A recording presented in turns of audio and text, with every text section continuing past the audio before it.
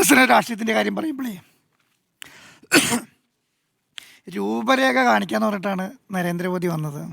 രാജേഷിൻ്റെ കൈരേഖ കാണിച്ചു കൊടുത്ത് രാജേഷിൻ്റെ കൈരേഖ കാണിച്ചു കൊടുത്ത് പൊക്കിയിട്ട് ഇതാണ് രൂപരേഖ, കേരളത്തിൻ്റെ രൂപരേഖ എന്ന് പറഞ്ഞിട്ടാണ് മോദീനെ 45 ദിവസം കൊണ്ട് മോദീനെ കൊണ്ടുവരുമെന്ന് പറഞ്ഞിട്ട് കാണിച്ചു കൊടുത്തതാണ്. ഒന്ന് ആലോചിച്ച് നോക്കിക്കേ. നമ്മളെന്താ പറയുന്നത്, നരേന്ദ്രമോദി പ്രധാനമന്ത്രിയായിരുന്നു കേരളത്തിലേക്ക് വരുന്നതിന് കാരണം എന്ന് പറയുന്നത് എന്താണ്, കേരളത്തിനെ മൊത്തം മാറ്റി വികസനത്തെക്കുറിച്ചൊരു അക്ഷരം വേണ്ടിയില്ല എന്ന്. കേരളത്തിൽ വന്നിട്ട് വികസനത്തെക്കുറിച്ചൊരു അക്ഷരം വേണ്ടിയിട്ടില്ല. അപ്പം ഞാൻ വിചാരിച്ച ആദ്യത്തെ പരിപാടി കഴിഞ്ഞ് രാഷ്ട്രീയ പ്രസംഗം നടത്തുമെങ്കിലും വികസനത്തെക്കുറിച്ച് പറയുന്നവർ അവിടെയും വേണ്ടിയില്ല. ഇങ്ങനെ പറഞ്ഞുകൊണ്ടിരിക്കുകയാണ്. കേരളത്തിൽ വർഗീയത മാത്രം പ്രധാനമന്ത്രി വന്ന് പറയുകയാണ്. ഇത് ഒന്നാമത്തേതോ രണ്ടാമത്തോ മൂന്നാമത്തോ നാലാമത്തോ ആണോ? എല്ലാ പ്രസംഗങ്ങളിലും ഈ പറയുന്ന ഏതെങ്കിലും വർഗീയതേൻ്റെ സംവിധാനം ഉണ്ടാക്കും. തുടക്കം വരുന്നതിന് മുന്നേ അതിപ്പോൾ ചിലപ്പോൾ വെള്ളാപ്പള്ളി നടേശനായിരിക്കും, അല്ലെങ്കിൽ തുഷാറിനെ വെച്ചിട്ടായിരിക്കും, അല്ലെങ്കിൽ കേരളത്തിലെ ഹിന്ദു രാഷ്ട്രീയം വെച്ചിട്ടായിരിക്കും, അല്ലെങ്കിൽ ശബരിമല വെച്ചിട്ടായിരിക്കും, എന്തെങ്കിലും തുടങ്ങി വെക്കും മുൻപ്. അത് കഴിഞ്ഞ് തിരിച്ചു വന്നിട്ട് എന്താ സംഭവിക്കുക? തിരിച്ചു വന്നതിന് ശേഷം സംഭവിക്കാൻ പോകുന്നത് നരേന്ദ്രമോദി അല്ലെങ്കിൽ പ്രധാനമന്ത്രി അതിനനുസരിച്ചുള്ള ഒരു കാര്യം പറഞ്ഞുകൊണ്ടേയിരിക്കും. അപ്പോൾ വികസനത്തെക്കുറിച്ചിട്ട് രാജീവ് ചന്ദ്രശേഖരൻ പ്രസിഡൻ്റായ സമയത്ത് വന്ന് പറയുന്നത് അറിയോ, കേരളത്തിൽ ഇനി ഒന്നും ചർച്ച ചെയ്യണ്ട, കേരളത്തിൽ ചർച്ച ചെയ്യേണ്ടത് മുഴുവൻ എന്താണ്, വികസനം മാത്രം ചർച്ച ചെയ്ത്. പ്രധാനമന്ത്രി വന്നിട്ട് ഒരക്ഷരം വികസനത്തെക്കുറിച്ച് പറഞ്ഞോ? തിരുവനന്തപുരത്തിൻ്റെ ഭൂരേഖ കാണിക്കാം എന്ന് പറഞ്ഞിട്ടല്ലേ കൊണ്ടുവന്നത്. ഒരു ഭൂരേഖയില്ല. നേരത്തെ ജിമ്മി സാർ പറഞ്ഞതുപോലെ എന്താണ്, കേരളത്തിൻ്റെ നഗരപിതാവിനെ തിരുവനന്തപുരത്തിൻ്റെ നഗരപിതാവിനെ പിതാവാണ് പ്രധാനമന്ത്രിയെ സ്വീകരിക്കാൻ പിന്നെ എയർപോർട്ടിൽ വരിക എന്ന് പറഞ്ഞിട്ടാണ് ഫുൾ പ്രൊപ്പഗൻഡ ഉണ്ടായിരുന്നത്. ഇന്ന് കണ്ടില്ലല്ലോ, അവിടെ അടിയാണ്. എന്നിട്ട് പറയാം ഡബിൾ ഇഞ്ചൻ സർക്കാർ, കേന്ദ്രത്തിൽ വരണം, കേരളത്തിൽ വരണം. ഇവിടെ ഇന്നത് പറഞ്ഞില്ല എന്ന് തോന്നുന്നു കേരളത്തിൽ. പക്ഷെ പറഞ്ഞു ആ തമിഴ്നാട്ടിൽ പോയിട്ട് അത് തന്നെയാണ് പറയുന്നത്, ഡബിൾ ഇഞ്ചൻ സർക്കാർ, ഡബിൾ ഇഞ്ചൻ സർക്കാർ അവിടെ ചെന്ന് പറയുക. ഒരേ സ്ക്രിപ്റ്റാണ് കേട്ടോ കേരളത്തിനും തമിഴ്നാടിനും വേണ്ടിയത്. അവിടെ ആകുമ്പോൾ CMC, ഇവിടെ ആകുമ്പോൾ MMC, ഒരേ സ്ക്രിപ്റ്റ്. അവിടെ ചെല്ലുമ്പോൾ എന്ന് പറയുന്നത്, അവിടെ ഞങ്ങളുണ്ടായിരുന്ന കാലത്ത്, ജയലളിതൻ്റെ കാലത്ത് 2 സംവിധാനം ഉണ്ടായിരുന്നു. കേന്ദ്രം ഞങ്ങളായിരുന്നു, പിന്നെ തമിഴ്നാട് ഞങ്ങളായിരുന്നു. അപ്പോൾ എല്ലാ സുരക്ഷയുണ്ടായിരുന്നു. ഇപ്പം അതൊന്നുമില്ല. അവിടെ ചെന്നിട്ട് പറയാം, മാറ്റം അത് മാത്രമേ ഉള്ളൂ. ബാക്കി എന്താണോ കേരളത്തിൽ പറഞ്ഞത് അത് തന്നെ പോയിട്ട് തമിഴ്നാട്ടിൽ പറഞ്ഞേക്കാണ്. ഒന്ന് ആലോചിച്ച് നോക്കിക്കേ. അപ്പം 1 മണിക്കൂറിൻ്റെ ഗ്യാപ്പേ ഉള്ളൂ. കാരണം വേറെ ഒന്നും എഴുതി ഉണ്ടാക്കാൻ സമയം കിട്ടിയിട്ടില്ല എന്ന് തോന്നുന്നുണ്ട്. അതുകൊണ്ട് അത് തന്നെ അവിടെ ചെന്ന് പറഞ്ഞു. അപ്പോൾ കേരളത്തെ സംബന്ധിച്ചിടത്തോളം തിരുവനന്തപുരത്ത് രാജീവ് ചന്ദ്രശേഖരൻ പറഞ്ഞു ഒരു കാര്യത്തിൽ നടന്നു. 45 ദിവസത്തിനുള്ളിൽ പ്രധാനമന്ത്രിയെ എന്തിനാണ് കൊണ്ടുവന്നേ? ഇവിടുത്തെ മുസ്ലിം ലീഗിൻ്റെ വർഗീയ കക്ഷിയാണ്. മാവോയിസ്റ്റ് ഇല്ലാത്ത കേരളത്തെ മാവോയിസ്റ്റ് ഉണ്ടെന്ന് പറയുകയാണ്. ആരാണ്? രാജ്യത്തിൻ്റെ പ്രധാനമന്ത്രി.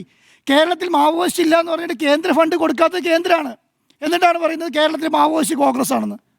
അല്ലേ? വേറെ സംസ്ഥാനത്ത് എന്ന് പറയാം അവിടെ മാവോയിസ്റ്റ് ഉണ്ടെന്നെങ്കിലും വെക്കാം, ഇവിടെ അതില്ല. അപ്പോൾ പറയാണ് മാവോയിസ്റ്റ് കോൺഗ്രസ്. അതൊക്കെ മുസ്ലിം ലീഗ് മാവോയിസ്റ്റ് കോൺഗ്രസ്. അത് കേരളത്തിൽ വന്ന് മാത്രമേ പറയുള്ളൂ. പണ്ടെന്താ പറഞ്ഞുകൊണ്ടിരിക്കുന്നത്, പിന്നെ വയനാട് ഇലക്ഷൻ്റെ സമയത്ത് BJP പറഞ്ഞുകൊണ്ടിരുന്നത് എന്താ, മുസ്ലിം ലീഗ് പച്ച പതാക, പച്ചക്കൊടി, പിന്നെന്താണ് പാകിസ്ഥാനൊക്കെയാണ് പറഞ്ഞുകൊണ്ടിരിക്കുന്നത്. ഇപ്പോൾ പാകിസ്ഥാനില്ല. ഇത് മുസ്ലിം ലീഗ് എന്ന് പറഞ്ഞാൽ കേരളത്തിലെ ജനങ്ങൾ മുഴുവൻ BJPക്ക് വോട്ട് ചെയ്യുമെന്ന് വിചാരിച്ചിരിക്കുകയാണ് അവർ. മുസ്ലിങ്ങൾ എന്ന് പറഞ്ഞാൽ BJPക്ക് വോട്ട് ചെയ്യാൻ 32% മുസ്ലിംസുള്ള സംസ്ഥാനമാണ് കേരളം. 32% മുസ്ലിംസുള്ള സംസ്ഥാനത്തിനെന്ന് പറയുകയാണ്. മുസ്ലിങ്ങളെയും കുറ്റം പറഞ്ഞിട്ടുണ്ടെങ്കിൽ ആ ബാക്കിയുള്ളവരെല്ലാവരും കൂടെ ചെന്നിട്ട് BJPക്ക്. എന്നിട്ട് ഇത് എത്ര വർഷമായി ഇത് പറഞ്ഞുകൊണ്ടിരിക്കുന്നു. ഇതുവരെ ഒരു സീറ്റ് നേടാൻ കഴിഞ്ഞിട്ടുണ്ടോ? ഒരു സീറ്റ്, ഒരെണ്ണം. എന്നിട്ട് എന്താ സംഭവിക്കുന്നത് അറിയോ? ഈ മലപ്പുറത്ത് മുസ്ലിം സ്ഥാനാർത്ഥിനെ കൂടെ സ്ഥാനാർത്ഥിയാക്കും. ഇതൊക്കെ പറയും, മുസ്ലിം ലീഗിനെ പറയും, മുസ്ലിങ്ങളെ പറയും, എല്ലാം പറയും. ബാക്കി എന്നിട്ട് പറഞ്ഞിട്ട് അവിടുന്ന് ഏതെങ്കിലും ഒരു മുസ്ലിം സ്ഥാനാർത്ഥിനെ പിടിച്ച് മലപ്പുറത്തൂടെ സ്ഥാനാർത്ഥിയാക്കും. ആര്? BJP. എന്തിനാ? അതുകൂടെ കിട്ടുകയാണെങ്കിൽ കിട്ടിക്കോട്ടെ എന്ന് വിചാരിക്കുന്നത്. അപ്പോൾ എന്താണ്, ഈ ജില്ലാ അടിസ്ഥാനത്തിൽ എവിടെയാണോ മുസ്ലിങ്ങളുള്ളത് അവിടെ മുസ്ലിങ്ങളെ വോട്ട് വേണം, എവിടെയാണോ പിന്നെ ക്രിസ്ത്യാനി ഉള്ളത് അവിടെ ക്രിസ്ത്യാനീൻ്റെ വോട്ട് വേണം. ഇപ്പോൾ സാബു ജേക്കബിനെ പിടിച്ചുകൊണ്ട് അവിടെ ഇരുത്തിക്കാണ്. സാബു ജേക്കബിനെ എന്തിനാണ് കൊണ്ടുപോയത്? സാബു ജേക്കബിൻ്റെ കൂടെയുള്ള മുസ്ലിങ്ങൾ ഇന്ന് രാജിവെച്ചു. BJPയിലേക്ക് സാബു മൊത്തം കച്ചവടം നടത്തി. BJPക്ക് അവിടെ ചെന്നത് മൊത്തം എൻ്റെ കയ്യിൽ ഇത്ര ഒരു പാർട്ടി ഉണ്ട്, ഞങ്ങൾക്ക് 2 പഞ്ചായത്തുണ്ട്, മൊത്തം എത്ര എന്നുള്ള നിലയ്ക്ക് മൊത്തത്തിൽ കച്ചവടം നടത്തിയിട്ട് മുഴുവൻ BJP ഫ്രണ്ടിൽ പോയിരുന്നു. എന്നിട്ട് കഴിഞ്ഞ സാബുവിൻ്റെ ഇലക്ഷൻ്റെ സമയത്ത് പറഞ്ഞാൽ എന്താണെന്നറിയോ?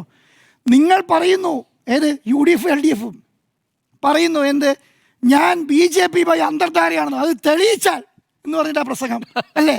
എന്നിട്ട് എന്താ ഉള്ളിക്കൂടെ പോയി അതെ. എന്നിട്ട് നേരെ നരേന്ദ്രമോദിനെ കൊണ്ട് കൈയടിച്ചിട്ട് അതിനേക്കാളും വലിയ അന്തർധാര വേണോ? അത് തെളിയിച്ചാൽ ഞാൻ രാഷ്ട്രീയ പ്രവർത്തനം അവസാനിപ്പിച്ചില്ലേ? ഇവരൊക്കെ എന്ത് ധാർമ്മികത, എന്ത് രാഷ്ട്രീയ ധാർമ്മികതയാണ്? ഒന്ന് ആലോചിച്ച് നോക്കിക്കേ.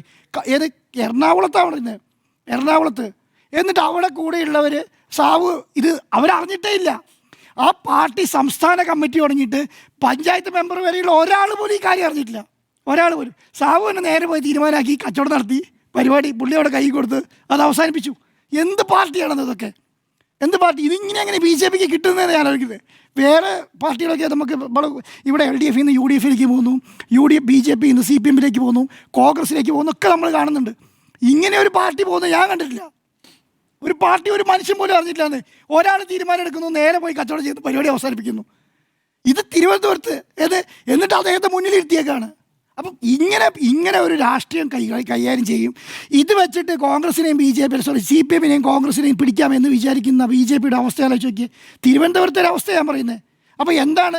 ഒരു ഭൂരേഖയില്ല കേട്ടോ, എന്താണ് വികസന കാഴ്ചപ്പാടുമില്ല, ഒന്നുമില്ല.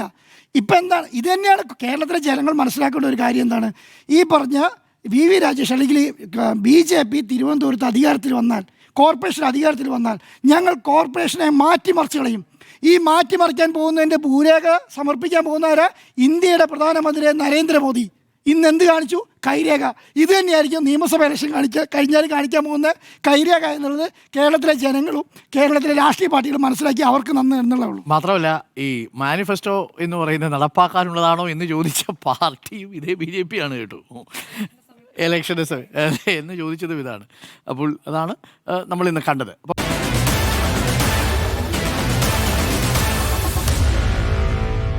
Meet the editors.